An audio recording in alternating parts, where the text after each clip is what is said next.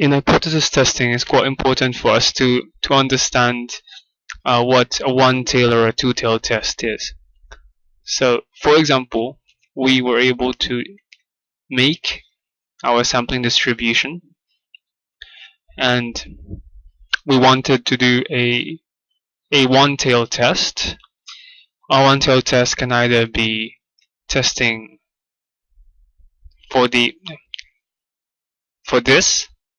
which means what you're trying to do is to get the probability of getting this particular z-score and more than the particular z-score. So this is a right one-tailed test.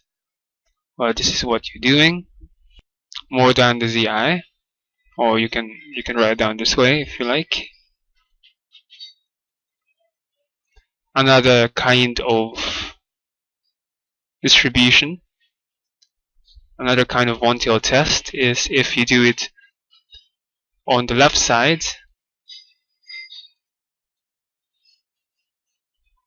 in that case you're saying that you wanted to get the probability of values that is less than zi.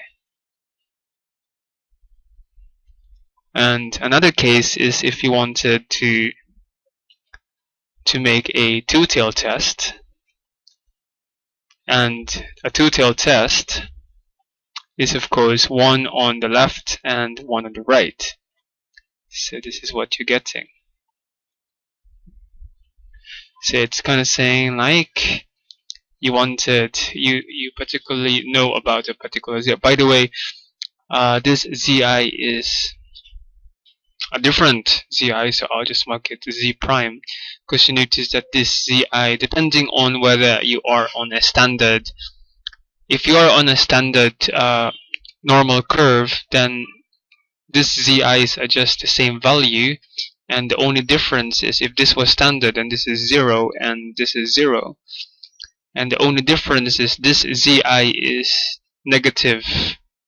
This zi is negative of that zi if it's a standard distribution. If not, if it's not a standard distribution, then this zi's are different. So I marked it as zi and zi prime.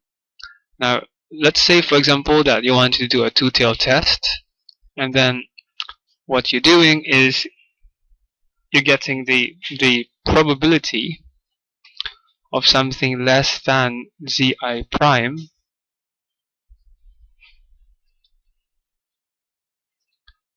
plus the probability of more than zi. Alright, that too. Another thing to take note is the value of the probability. Now if it's a one-tailed test and you wanted to base your critical value to, let's say, 5%, then that means that the value of this area is solely 0.05 based on what you proclaim to be 5%, and the same case here. But when you have a two-tailed test, then if you wanted to base it on a 5% probability, then it means that this thing is 2.5% and this thing is 2.5%, adding all up to 5%.